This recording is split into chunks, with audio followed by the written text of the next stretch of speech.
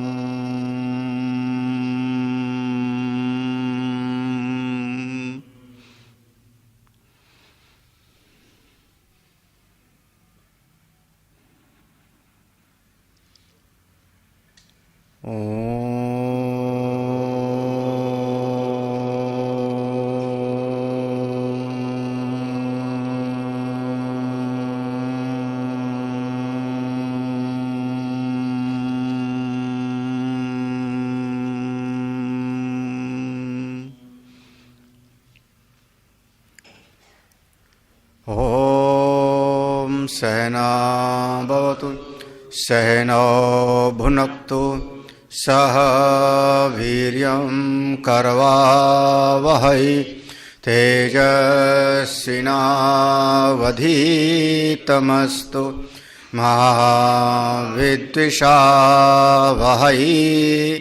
ॐ शान्ति शान्ति शान्तिः।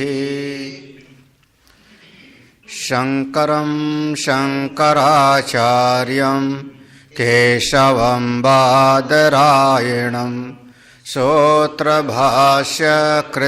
वन्दे भगवन्तौ पुनः पुनः। ईश्वरो गुरुरात्मेति मूर्तिभेदविभागिने व्योमवद्व्याप्तदेहाय दक्षिणामूर्तये नमः। सदाशिवसमारम्भां शङ्कराचार्यमध्यमाम् अस्मदाचार्यपर्यन्तां वन्दे गुरुपरम्पराम्। श्रुतिस्मृतिपुराणानाम् आलयं करुणालयं नमामि भगवत्पादं शङ्करं लोकशङ्करम्। नारायणं नमस्कृत्य नरं चैव नरोत्तमं देवीं सरस्वतीं व्यासं ततो जयम् उदीरयेत्। परम पूज्य प्रातः स्मरणी स्वामी प्रेमपुरी जी महाराज को वंदन नमन। इस अध्यात्म विद्या केंद्र में समुपस्थित समस्त संतजन भक्तजन, सनत कुमार जी ने धृतराष्ट्र को मौन क्या है इस विषय का प्रतिपादन किया। वास्तविक मौन तो वह परब्रह्म परमात्मा ही है। उस परमात्मा के स्वरूप में जो चित्त वृत्ति हमारी स्थित हो जाए, तदाकार हो जाए, असली मौन तो वही है। उसी परब्रह्म परमात्मा से ये सारा जगत उत्पन्न हुआ, उसी में स्थित है, उसी में जाके लीन हो जाता है। उस परब्रह्म परमात्मा को जो प्राप्त कर लेता है वो जीवन मुक्त हो जाता है। और जो उस परब्रह्म परमात्मा को नहीं प्राप्त करता हो, कर्म करता है इस लोक के लिए अथवा अमूत्र लोक के लिए, इस लोक में सुख के लिए कर्म करेगा या यहां से जाके स्वर्ग आदि में सुख को प्राप्त करे, इस भावना के साथ कर्म करता है। कभी ईश्वर की कृपा से कर्म करते करते उसके चित्त वृत्ति की निर्मलता हो जाए, अंतःकरण शुद्ध हो जाए और श्रवण मनन निधिध्यासन करे तो ज्ञानेन चात्मानम उपैति विद्वान, ब्रह्माकार वृत्ति के द्वारा, ज्ञान वृत्ति के द्वारा अपने आत्मस्वरूप को जान लेता है और त्रिवर्ग से मुक्त हो जाता है, धर्म अर्थ काम तीनों से मुक्त हो जाता है। साफ साफ एक बात कह देते हैं, इस लोक में करोगे, इस लोक में करोगे कोई भी कर्म तो जो करता है उस कर्ता को वह कर्म से उत्पन्न हुआ अपूर्व आपको पहचान लेगा और जहां एक कर्ता होगा वहीं पर फल देगा। हमारे कर्म से, श्रौत स्मार्त कर्म से एक अपूर्व नाम की शक्ति प्रकट होती है, तो वो कहीं भी रहे वह अपूर्व नाम की शक्ति अपने कर्ता को पहचानती है, चाहे इस लोक में रहे अथवा देवलोक इत्यादि में रहे, वहाँ पर उसको वह अपूर्व नाम की शक्ति उस कर्म फल से कर्ता को संयुक्त कर देती है और वो वहाँ पर कर्म फल का भोग करता है। जिसके जीवन में कर्तृत्व भाव मिट गया, भोक्तृत्व भाव मिट गया, वो अपने स्वरूप में स्थित हो जाता है, वही तपस्या है। भीतर से अगर कर्ता भोक्ता भाव मिट गया, यही सबसे बड़ी तपस्या है। धृतराष्ट्र ने तुरंत पूछ लिया, महाराज ये तपस्या कैसे होती है? 11वां श्लोक था, धृतराष्ट्रवाच कथम समृद्धमत्यर्थम तपो भवति केवलम सनत्सुजात् तद्ब्रूह्य यथा विद्यां तद्वयम्।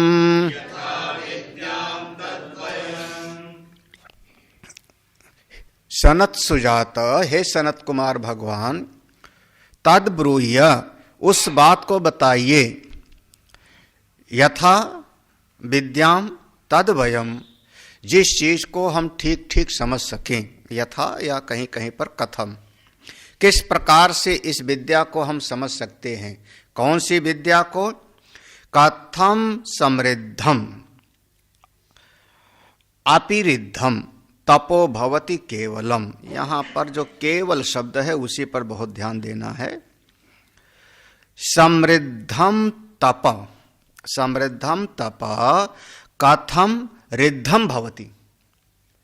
ठीक प्रकार से अगर किसी ने तप किया, समृद्धम माने सम्यक रूप से, ठीक ठीक प्रकार से अगर किसी ने तप को किया तो कथम रिद्धम भवति, किस प्रकार से वो बहुत सारा फल देने वाला होगा। ऐसा भी एक उपाय है कि हम थोड़ा करें और फल ज्यादा मिले। ऐसा भी जगत में कहा जाता है, खोदा पहाड़ और निकली ही चूहिया। परिश्रम हमने बहुत किया और परिणाम उसको बहुत अल्प मिला। इस जगत में ऐसी भी स्थिति देखी जाती है और ऐसी भी स्थिति देखी जाती है कि अल्प परिश्रम से बहुत ज्यादा उसको फल की प्राप्ति हो सकती है। तो देखो, समृद्धम तपः, समृद्ध तप से, समृद्ध सम्यक रूप से अच्छी भावना के साथ अगर हम कोई तप करें तो कथम रिद्धम भवति, वो बहुत ज्यादा फल देने वाला कैसे हो जावे। अब इस बात को आजकल की भाषा में जितने भी ये रिसर्च करने वाले वैज्ञानिक हैं वो हाइब्रिड बीज पैदा कर रहे हैं। खेती भी ऐसी होती है। एक बीज से हमारे पुराने किसान लोग पैदा करते थे तो 50 बीज होता था, उसी एक बीज से अब 10,000 बीज कैसे पैदा कर लें। ऐसे ऐसे आम का फल है, पपीते का फल है, केले का फल है, एक एक चीज हाइब्रिड।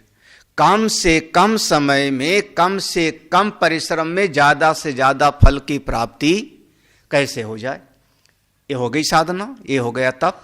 तो जैसे खेती में है, हम लोग घर में भी है, कम समय में हमारा गृह निर्माण कैसे हो जावे, कम समय में एक बढ़ई काम कैसे कर ले, कम समय में लोहार लोहे से कैसे उसका औजार बना सकता है, कम समय में आप भोजन कैसे पका सकते हो। तो प्रेशर कुकर आ गया। यही तो है। पहले हम लोगों की दाल बनती थी 1 घंटा लगता था, और अब दाल बनती है 5 मिनट में। तो कम से कम परिश्रम में ज्यादा से ज्यादा फल कैसे मिल सकता है, वो वाले तप को आप बताइए महाराज। हाँ, साधना हम कम करें और फल हमको हो ज्यादा मिल जाए। क्या बात है ये। तो कथम समृद्धम अपरिद्धम, महाराज हे भगवान आप बताइए इस प्रकार से हम कैसे फल की प्राप्त कर सकते हैं। हे सनत सुजात भगवान तद ब्रूहि, इस बात को हमको बताइए। ऐसे तपस्या में भी हम थोड़ा सा प्राणायाम करें, ज्यादा फल मिल जाए। आधा घंटा ध्यान में करें, महाराज भगवान आ जाए, सामने साक्षात्कार हो जाए। क्या बात है। ऐसा कोई जुक्ति बताओ, ऐसा कोई उपाय बताओ। और कई ऐसे मत में, कई ऐसे हमारे पथ हैं, मत पंथ अनेक अनेक हैं। वो कहते हैं बस अभी आओ नाम दान लो, हम तुमको अभी ब्रह्म का दर्शन कराते हैं, अभी अभी शक्तिपात कर देते हैं, ऐसे हाथ उठाएंगे और तुमको शक्तिपात हो जाएगा। अब चाहे बिजली का करंट लगे, कुछ भी हो वे। हाँ, तो कम से कम कैसे ऐसा हो सकता है, कम समय में फल ज्यादा कैसे मिल सकता है। श्री सनत सुजात उवाच निष्कल्मषं तपस्त्वेतत् केवलं परिचक्षते एतत् समृद्धमत्यर्थम् तपो भवति नान्यथा। सनत सुजात भगवान ने कहा निष्कल्मषम तपः तु एतत्, यह जो तप है, यत एतत्, ये जो तप है, कौन सा तप, 2 अर्थ में। तप संयमिने, तप चिंतने। हम जब अपने मन बुद्धि को संयमित करते हैं तो इसका भी नाम तप है। हम अपने कार्यकरण संघात को, स्थूल और सूक्ष्म शरीर को जब साधते हैं, संयमित करते हैं, तो इसका नाम भी तप है। तो संयम के अर्थ में भी तप कहा जाता है। वैसे उपासना के प्रसंग में उस परमात्मा की उपासना में एक नाम ही दिया, संयंतवान, वामनीय, भजनीय, संयमनी, ऐसे नाम आया। तो जब हम अपने जीवन को साधते हैं, संयमित करते हैं, तो इसका नाम हो जाता है तप। अब भाई देखो, मन में आता है कि बोलूं, फिर भी आप नियंत्रण करते हो, नहीं बोलना ठीक नहीं होगा, तो आप क्या कर रहे हो, आप वाणी पर संयम कर रहे हो, तप हो गया। मन में आता है कि इसको थप्पड़ मार दूं, फिर भी भीतर कंट्रोल करते हो ना, नहीं मारपीट करना अच्छी बात है नहीं, नियंत्रण कर रहे हो ना, तो क्या हो गया, इसका नाम तप हो गया। और कई बार बढ़िया भोजन आवे तो क्या होता है मन, हाँ अब तो ये वाला भी खा लूं, ये वाला भी खा लूं, ये वाला भी खा लूं, और शादी विवाह का मौका होवे तो इतनी सर्दी में भी आइसक्रीम खा लूं। हाँ, और फिर भी वहां पर आपने सावधानी रखा, नहीं ये खाना ठीक नहीं, बीमार हो जाऊंगा, तो क्या कर रहे हो अब आप, अपने मन पर संयम कर रहे हो। उस संयम का नाम हो गया तप। संयम का अर्थ होता है तप।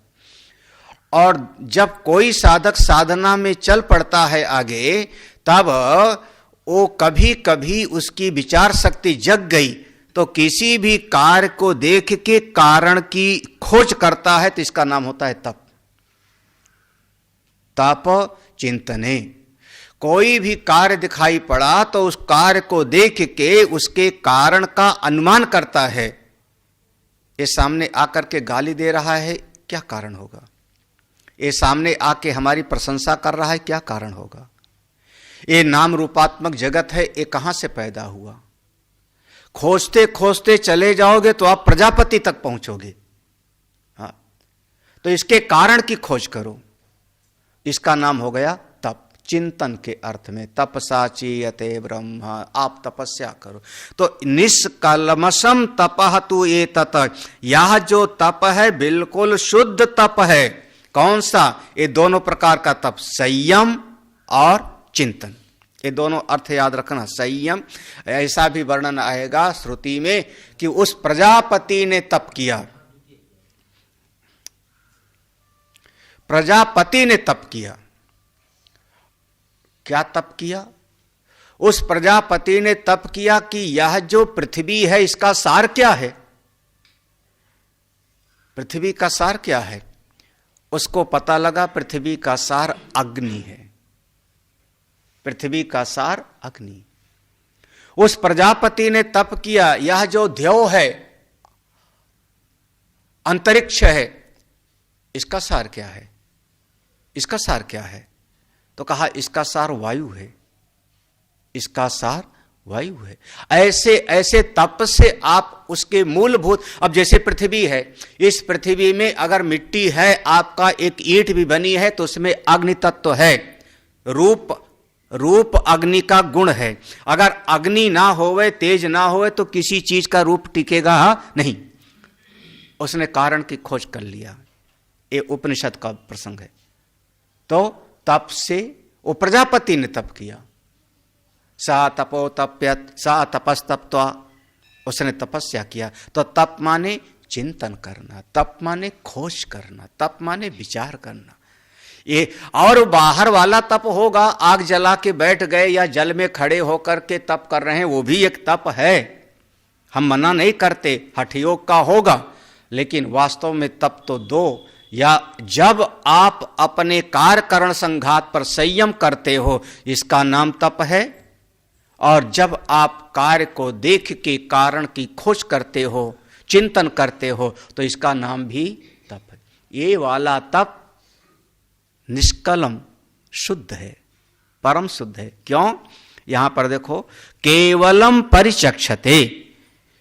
इससे जब ये वाला तप करोगे चिंतन से, तब इस सारे प्रपंच का जो मूल कारण है केवल, उसको प्राप्त कर लोगे।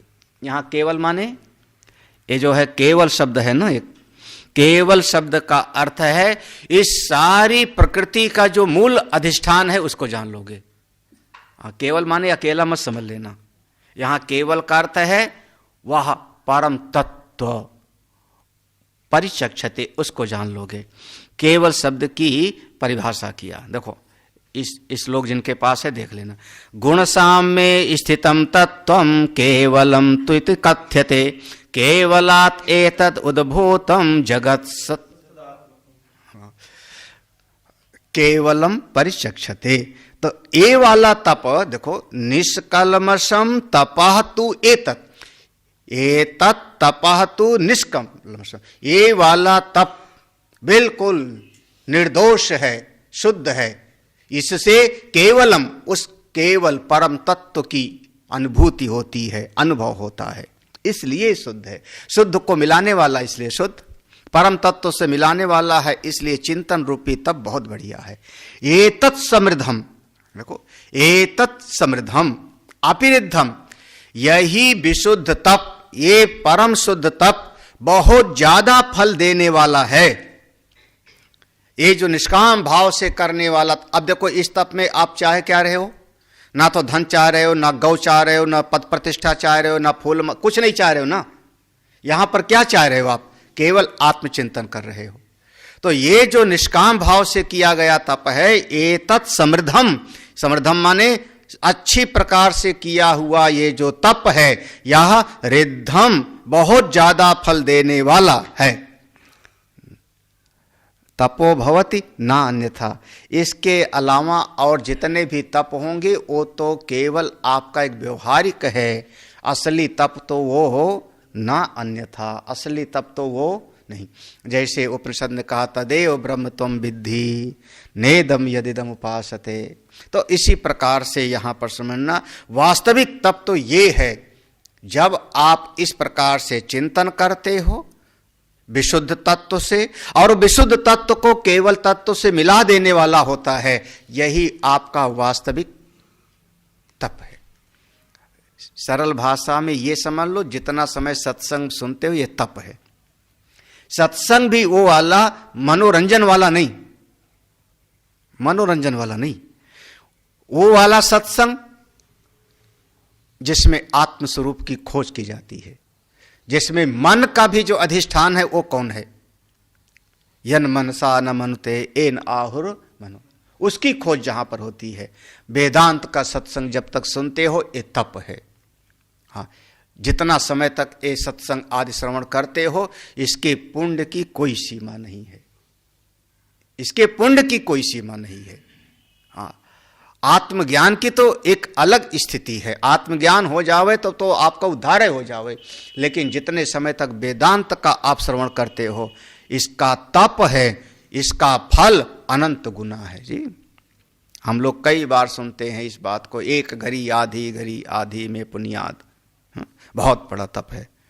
देखो फिर कहते अब इसका इसी बात की प्रशंसा करते हैं, निष्कल्मषम तपः तु एतत् तपः तु निष्कल्मषम, ये वाला तप कैसा है, कल्मष रहित है, दोष रहित है, केवलम परिचक्षते, उस केवल परम तत्व को मिलाने वाला है।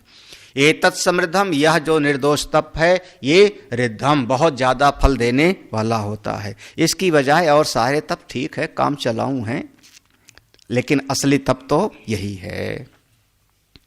तपो मूलमिदं सर्वं यन्मां प्रेक्षसि क्षत्रिय तपसा वेद विद्वांसः परं त्वमृताप्नुयुः। हाँ, दोनों में अलग अलग, परेत्यामृतमाप्नुयुः उसमें लिखा है ना, चलो इसमें वाला पढ़ लो। तपो मूलमिदं सर्वं यन्मां प्रेक्षसि क्षत्रिय तपसा वेद विद्वांसः परेत्यामृतमाप्नुयुः। तापो मूलम इदम सर्वम, हे क्षत्रिय, हे राजन, धृतराष्ट्र क्षत्रिय संबोधन किया। यन्मां प्रेक्षसि, जो आप मुझसे पूछ रहे हो, जो मुझसे पूछ रहे हो तपस्या क्या है, तत्व क्या है, हम तो ये कहते हैं सारी सृष्टि का मूल केवल तप ही है। इदम सर्वम, ये सारे ब्रह्मांड का मूल तप है।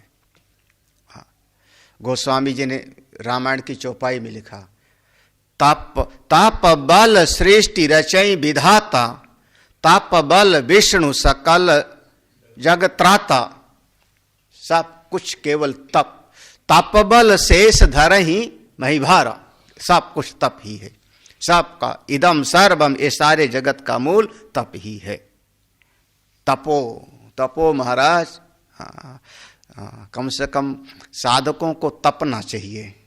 तपने का मतलब जैसे सोने को तपाते हो तो निखार आता है, सोने को तपाया तो निखार आता है, ऐसे साधक जब साधना की अग्नि से तपता है, थोड़ा सहन शक्ति को बढ़ाता है, तो साधक में निखार आता है।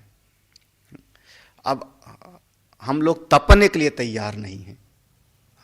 तपना माने अब किसी ने 4 गाली दे दिया, आप भीतर से सह लो, ये तपस्या हो गई।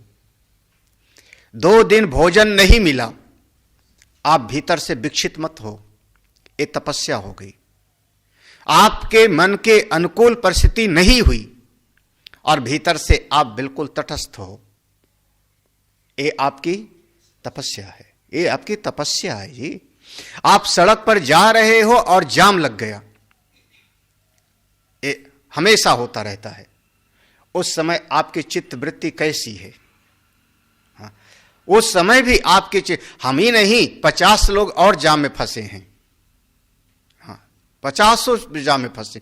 अब वहां पर ये जाम में फंस गए तो ना पीछे जा सकते हो और ना आगे आ सकते हो। सह लो, ये आपकी हो गई, ये आपकी तपस्या हो गई जी।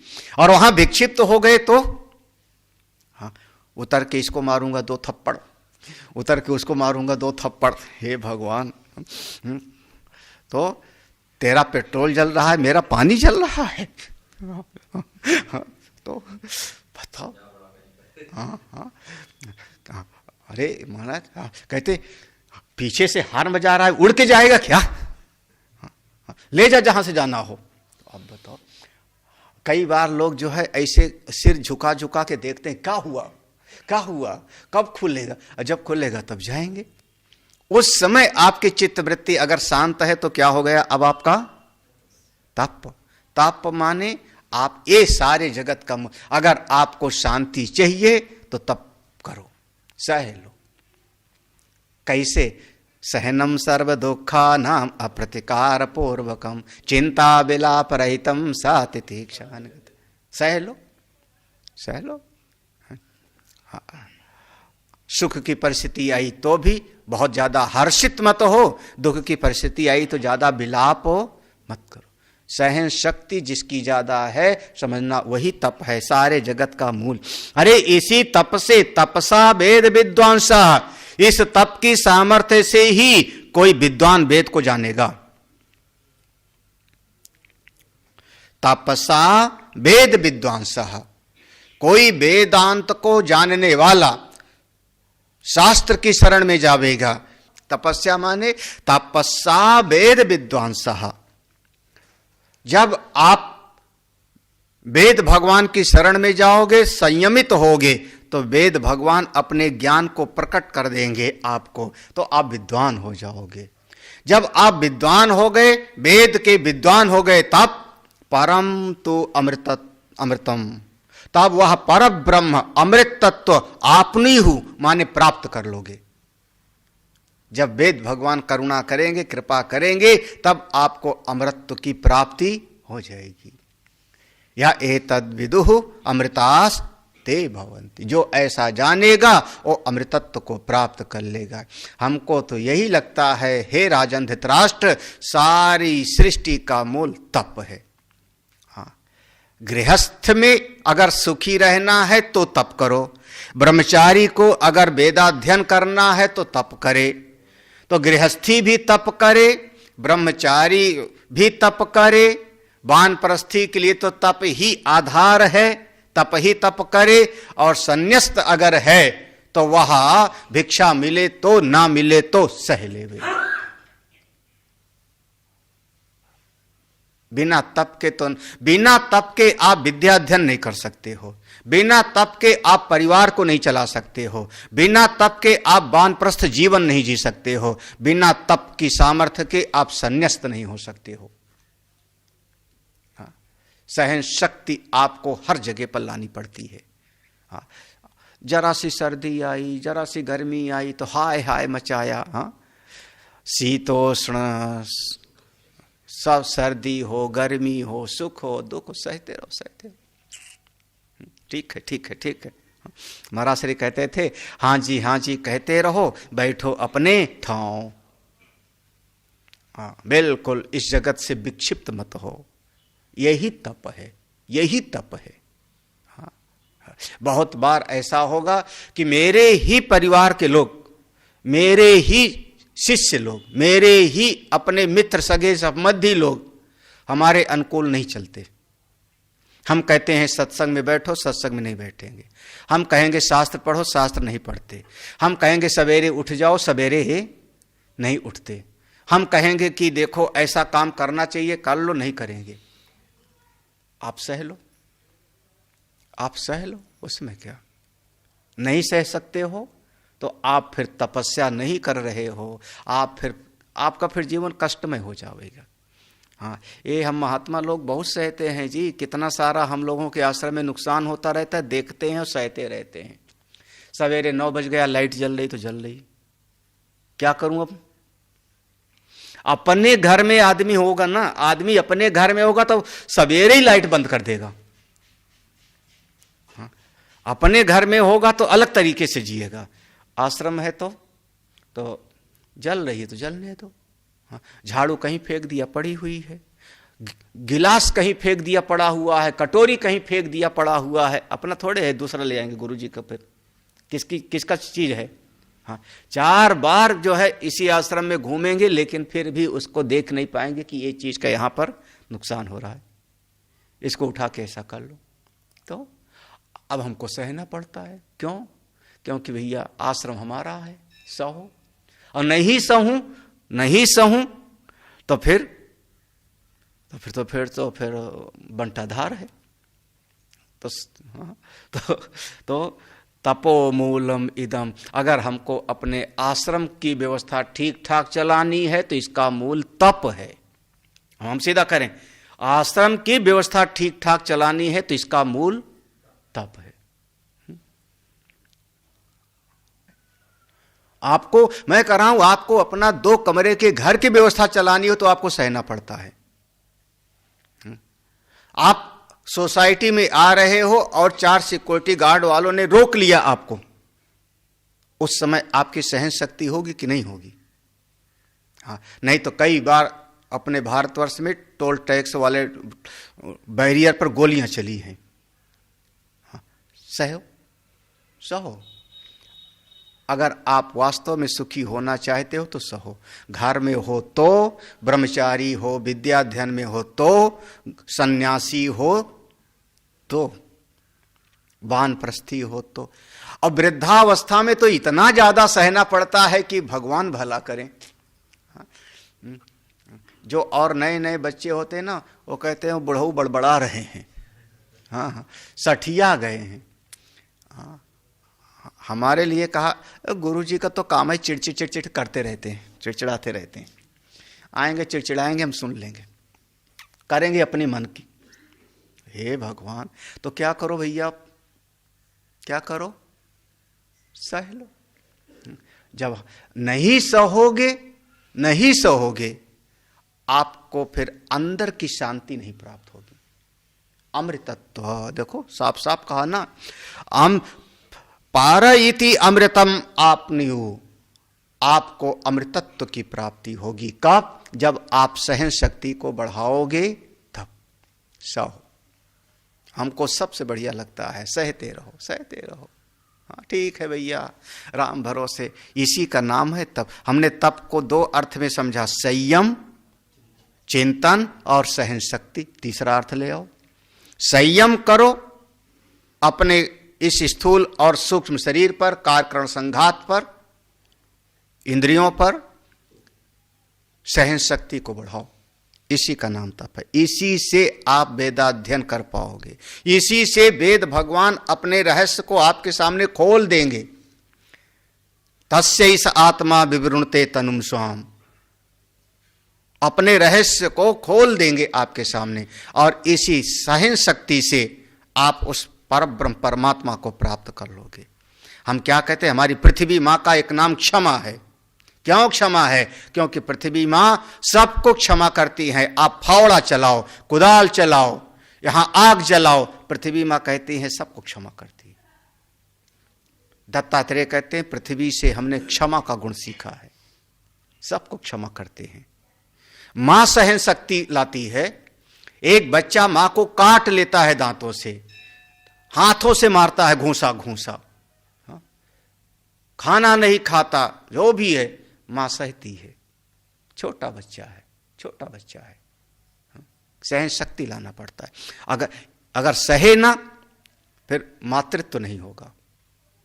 ये सहना पड़ता है जी, यही मूल है सृष्टि का। तपो मूलम इदम सर्व, देखो इदम सर्वम, इस सारे जगत का मूल क्या है? तप, सहन शक्ति लाओ। इसी से आप वेद भगवान की शरण में जाओगे, वेद भगवान अपने रहस्य को खोलेंगे, आप विद्वान हो जाओगे। और जब वेद के बताए हुए रहस्य को आप जान लोगे, विद्वान हो गए, तो अमृतम आपनुयुः, उस पर ब्रह्म परमात्मा अमृतत्व को प्राप्त कर लोगे। स्पष्ट है अर्थ? इस श्लोक फिर से धृतराष्ट्र ने फिर से पूछा, ये तपस्या में कौन कौन सी बाधा आएगी जब हम सहन शक्ति, हाँ ये बड़ी जरूरी की बात है। जब हम सहन शक्ति को बढ़ाना चाहेंगे तो बाधा कौन सी आएगी? तप के बाधक कौन हैं? जब हम साधना के लिए चलते हैं तो कौन कौन सी बाधा आते हैं? जैसे आलस्य है, प्रमाद है, हाँ, प्रमादम वै मृत्युम अहम ब्रवीमि ऐसा कहा था। तो तप में कौन कौन से? धृतराष्ट्रवाच कल्मषं तपसो ब्रूहि श्रुतं निष्कल्मषं तपः सनत्सुजातये नेदम् विद्यां गुह्यं सनातनम्। देखो पहले इस पंक्ति को देखो, निष्कल्मषम तपः श्रुतम, आपने हमको बिल्कुल निर्दोष तप की बात बताई, शुद्ध पर ब्रह्म को मिलाने वाले तप की बात आपने हमको बताई। निष्कल्मषम, निर्दोष परम शुद्ध उस पर ब्रह्म परमात्मा से मिलाने वाले तप की बात हमको बताई, बिल्कुल सही। हे सनत सुजात भगवान, हे सनत सुजात जी महाराज, अब कल्मषम तपसो ब्रूहि, ये तपस्या के साथ जो कल्मश आ जाते हैं वो बताइए आप हमको, दोष कौन से हैं, बाधाएं कौन सी हैं? यहां कल्मश का अर्थ बाधाएं। जब हम इस साधना को करने चलेंगे तो बाधाएं कौन कौन सी आएंगी, दोष कौन कौन से होंगे? हाँ, अगर वो दोष से हम बच गए तो, वो दोष से बच गए तो एन इदम विद्याम, दोष से बच गए तो उस परम विद्या को प्राप्त कर लेंगे, ब्रह्म विद्या को प्राप्त। कौन सी ब्रह्म विद्या?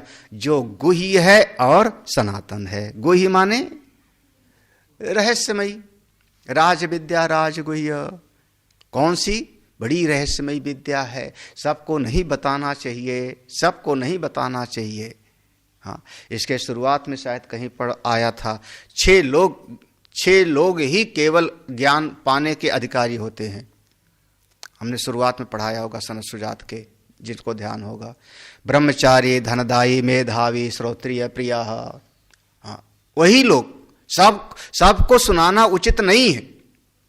ब्रह्मचारी, धनदायी, मेधावी, श्रोत्रिय, प्रिय। हम चले जाएं और आप विद्वान हो, रिक्शा चलाने वाले को पकड़ के कहो चल चल तुझको ब्रह्म ज्ञान बताता हूं, तत्त्वमसि, वो कहेगा घर पे रखे रहो अपना। हाँ, सबको नहीं सुनाना चाहिए। हाँ, ये बहुत बड़ा दोष है कि पकड़ पकड़ के सबको, दुकान पे बैठे हैं, वो दुकान वाला सुनना भी नहीं चाह रहा है और आप सुनाए जा रहे हो गीता का ज्ञान। आप बढ़िया से बढ़िया बीज को बंजर जमीन में डाल रहे हो।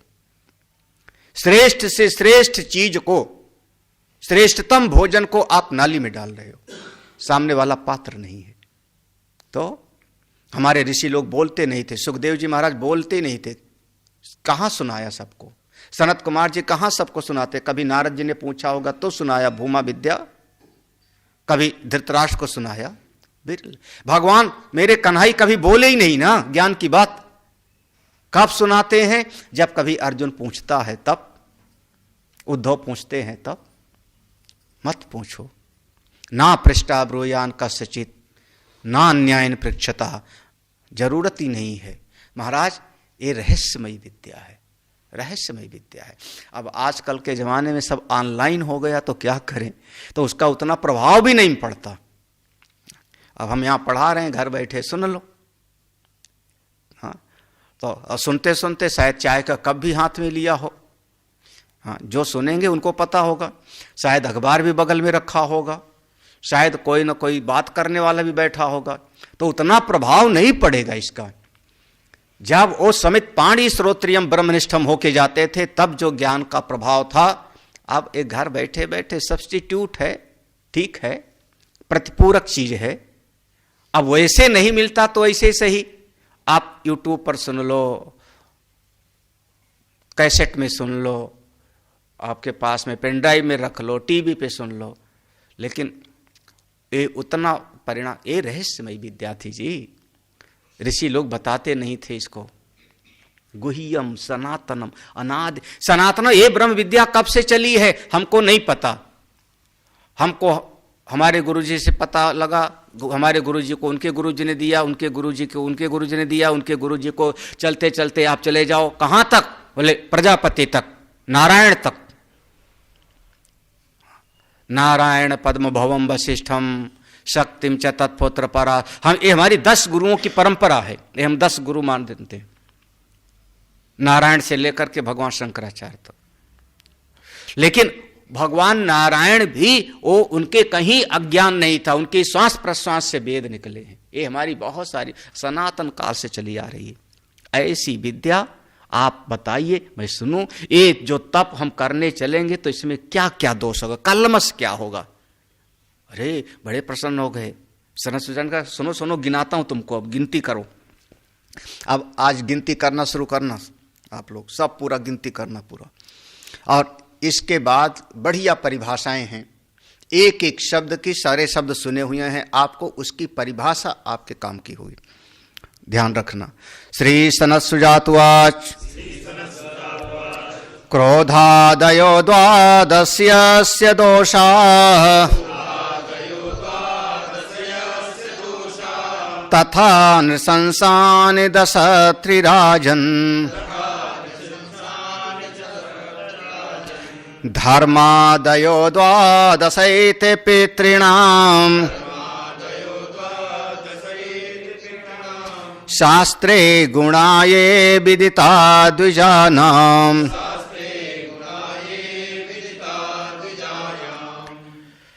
क्रोध आदयः द्वादस्य यस्य दोष, यस्य इस तप के मार्ग पर जब चलोगे तो ये क्रोध आदि 12 यहां पर कलमस आते हैं। हाँ, अभी नीचे की आगे लगे श्लोक में गिनाएंगे, इसलिए अभी तो बस केवल गिनती याद कर लो। 12 दोष होंगे। और जब इस मार्ग पर चलोगे साधना के मार्ग में, तब तथा नृ संसानि दशत्र राजन। हाँ, दशत्री 10 और 3 जितना होता है, 10 और 3 दशत्री कितना, 13 जो है नृशंस होते हैं इसमें। हाँ। अब देखो तप में 12 दोष आ जाएंगे और 13 प्रकार के नृशंस होते। नृ माने मनुष्य भी होता है, माने अर्थ हुआ 13 प्रकार के मनुष्य ऐसे होते हैं जो दुष्ट होते हैं। सीधा गिनती कर लो, 13 प्रकार के आदमियों से दोस्ती मत करना। ये जानना है तो कहां पर, सनत सुजात पढ़ना। 13 प्रकार के आदमी जो है नृशंस होते हैं, उनसे दोस्ती मत करना, नहीं आपका अहित होगा।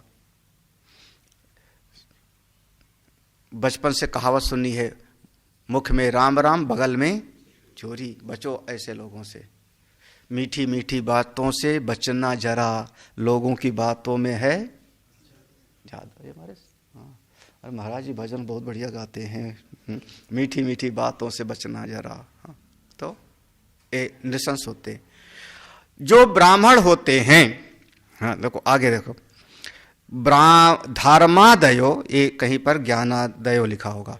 हाँ ठीक है, दोनों सही है।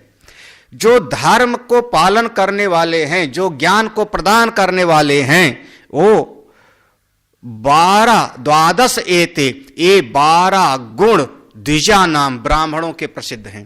द्विजा नाम धर्मादयो 12 एते शास्त्रे गुणाः विदिता। शास्त्र में ब्राह्मणों के, द्विजा नाम ब्राह्मणों के 12 गुण बताए गए हैं। वैसे धर्म के 10 लक्षण बताए मनुस्मृति में। हाँ, ब्राह्मण के भी लक्षण बताए हैं श्रीमद् भगवद गीता में। समो दम तपो अस्तेयम, हाँ, वहां पर बताया। तो ए ब्रह्म कर्म स्वभावजम ऐसे बताया। यहां पर कहा 12 प्रकार के ब्राह्मणों के गुण होते हैं, ये शास्त्र बताए। 13 दोष नहीं, 12 दोष, 13 प्रकार के नृशंस मनुष्य और 12 ब्राह्मणों के ज्ञानियों के गुण, इनको जानना चाहिए। शायद हमको लगता है कि धृतराष्ट्र ठीक से समझ नहीं पाया, गिनती तो याद हो गई 12 13 12, कितना आसान से है। पहला वाला 12, बीच वाला 13, फिर 12। पहला 12 माने कौन? कलमस, तप के मार्ग के बाधाएं। फिर 13 कौन? दुष्ट मनुष्य। फिर 12 कौन? ब्राह्मणों के गुण, जो ज्ञान के मार्ग पर ले जाने वाले। बस क्रोधा कामो लोभ मोह विवित्सा,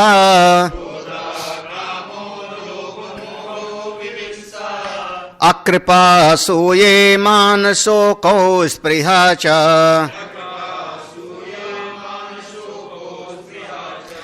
ईर्ष्या जुगुप्सा च महागुणेन,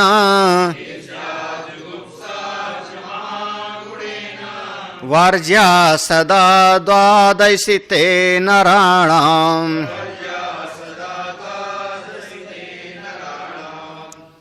इसमें 12 गिनाया है।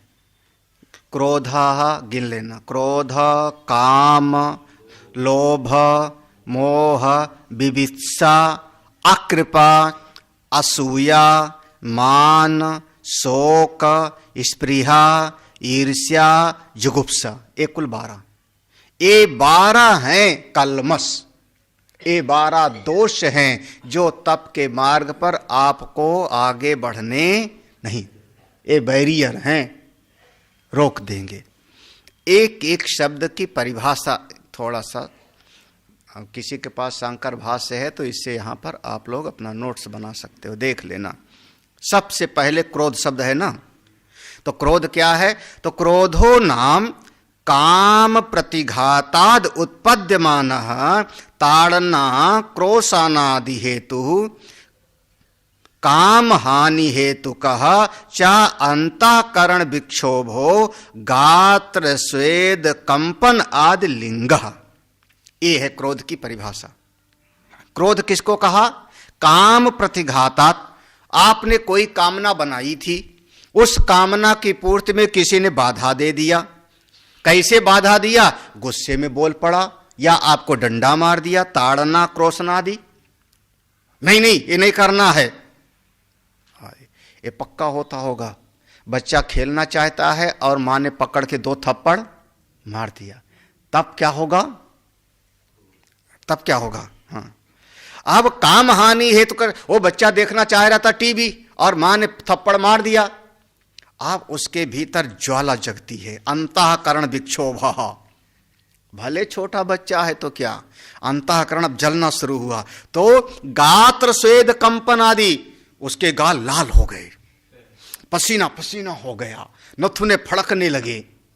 इसी का नाम हुआ क्रोध। अंतःकरण में पैदा हुआ विक्षोभ, उसके लक्षण आ गए कहां पर? आपके चेहरे पर। देखो, आपके अंतःकरण में कोई इच्छा थी, उस इच्छा को किसी ने पूरा नहीं होने दिया।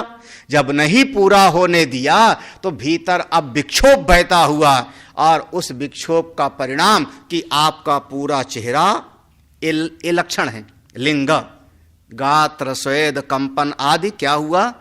यूं यूं कांपे, क्या हो गया? इसी का नाम हुआ क्रोध। होता होगा, पक्का पक्का होता होगा। और जब कभी क्रोध आवे ना, तो आप लोग जवाब मत देना। किसी को गुस्सा आवे तो जवाब मत देना, नहीं जवाब मत दो, नहीं, उसको हमारा तरीका है ना। जब बहुत गुस्सा हो वही, कोई घर में जो अपने हैं, कोई बेटा है, बेटी है, माँ बहन है, कोई वो अपने हैं, तो आप जवाब मत दो।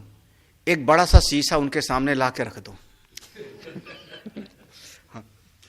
बड़ा सा शीशा ला के रख दो, और नहीं तो उसी समय मोबाइल पे फोटो खींचना शुरू कर दो। ये कैमरा कॉन्शियस ऐसी चीज है कि अच्छे से अच्छा जो है मुस्कुराएगा। अच्छा, हाँ, हाँ, जब क्रोध आवे तो उसी समय मोबाइल पर फोटो खींच रहे। हाँ, आप देख किए नहीं, कभी अप्लाई नहीं किए हो, करो ना। जब किसी को गुस्सा आवे उस समय मोबाइल लो, तुम्हारी फोटो खींच के भेजना है लंदन। फिर देखो कैसा लगेगा। अरे वो फोटो खींचने के नाम से आदमी, हम लोग भाई मंच पर वो कैमरा वाला आता है तो अच्छा थोड़ा सा सालों ठीक कर लो। बताओ, तो ये क्रोध से बचने का बहुत बढ़िया तरीका है। उसके सामने शीशा रख दो, अपना चेहरा जब टेढ़ा मेढ़ा दिखाई पड़ेगा तो किसी को अच्छा फिर नहीं लगेगा, है ना। तो अपने आप चेहरा, आप लोग करते क्या हो, ये तरीका तो अपनाते नहीं। उसने 2 बात बोली तो तुम 4 बोलोगे, उसने 1 कप तोड़ा तो मैं 4 तोड़ूंगा, लो। तो ये सब ठीक नहीं होता। चलो क्रोध हो गया ना। पहला, क्रोध माने अंतःकरण में कोई कामना थी, उस कामना की पूर्ति में किसी ने बाधा डाली। जब बाधा डाली किसी ने तो हमारे भीतर अंदर जलन पैदा हुई। उस जलन के कारण उसके लक्षण हमारे इस शरीर पर, चेहरे पर आ गए, गात्र स्वेद आदि कंपन आदि हो गया। दूसरा है काम। काम क्या है तो कहा कामः स्त्रियादि अभिलाषः। कामना क्या हुई, बोले हमको कामना सभी समझते हो, स्त्री मिले, भोग मिले, स्वर्ग मिले, धन मिले, इसी का नाम कामना है, इसी का नाम कामना कहा। तीसरा है लोभ। थोड़ा सा लोभ के लिए ध्यान से समझोगे तभी समझ में आएगा ये। हाँ, लोभ माने क्या हुआ, लोभ माने क्या, लालच। हाँ, बस लोभ का पर्यायवाची लालच बोल दिया। लोभ समझो, लोभा पारद्रव्य इच्छा न्याय अर्जितस्य स्वकीयस्य द्रव्यस्य तीर्थ विनियोग असामर्थ्य मोह। लोभ बहुत बढ़िया शब्द। लोभ किसको कहा, कहा कि एक तो है दूसरे के द्रव्य को मैं हथिया लूं, पारद्रव्य इच्छा, दूसरे के धन को मैं प्राप्त कर लूं, इसका नाम हुआ लोभ, पहली चीज। दूसरा है न्याय अर्जितस्य, आपने न्यायपूर्वक कमाया, कोई धन आपका है, आपने अपनी मेहनत से कमाया, व्यापार करके कमाया, नौकरी करके, खेती करके कमाया, न्याय अर्जितस्य कीयस्य द्रव्यस्य तीर्थ विनियोग असमर्थ्यम। आप कह दिया कि आप थोड़ा सा तीर्थ चले जाओ, गौशाला का देख लो, 10 ब्राह्मणों को भोजन करा दो, नहीं खर्चा हो जाएगा। क्या हो गया इसका, क्यों क्या है, इसका नाम है लोभ। तीर्थ आदि विनियोग असामर्थ्यम, बिल्कुल चमड़ी जाए धमड़ी ना जाए, इसका नाम है लोभ। हाँ, नीलकंठाचार्य जी ने इसकी परिभाषा किया एक शब्द में। नीलकंठाचार्य वो कहते हैं लोभो धन व्यय भीरुत्वम। लोभ क्या है, धन व्यय भीरुत्वम, धन का खर्चा करने में अंदर कुछ गड़बड़ भय लगता है, नहीं खर्चा नहीं, इसी का नाम हुआ लोभ। क्या हुआ, आप लोग तो बड़ा आसानी से समझ रहे थे। लोभ माने लालच है, यही ना। लोभ माने आपने जो कमाया उसको अच्छे काम में नहीं लगाना चाहते हो, तो आप कौन हो गए, लोभी। न्यायपूर्वक कमाया, परिश्रम से कमाया, लेकिन अच्छे काम में खर्चा नहीं कर सकते, इसका नाम है लोभ। धन का स्वभाव है, देखो धन का स्वभाव है चंचल ना, कहते हैं लक्ष्मी कौन है, चंचल।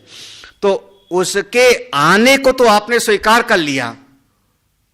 जब चंचल किसी भी चीज की अगर आवक होती है तो जाना भी तो चाहिए ना उसका। नदी का प्रवाह है, पानी आता है तो पानी बहता भी है, तो आपने आने को तो स्वीकार कर लिया और जाने वाले को निकलने देना नहीं चाहिए, तो क्या हो गया फिर, इसका नाम है लोभ, इसका नाम है लोभ। थोड़ा सा इसीलिए टेक्निकल है। काम नहीं, क्रोध, काम, लोभ। चौथा का है मोह। मोह माने क्या, अब मोह माने क्या, कोई ऐसे सत्संगी लोग कहते हमारा अब घर में किसी से मोह नहीं रहा, देख लिया दुनिया को, और मौका पड़े तो सब समझ में आ जाता है। हाँ? मोह क्या है? मोहा कृत्य अकृत्य विवेक शून्यता, ये है मोह की परिभाषा।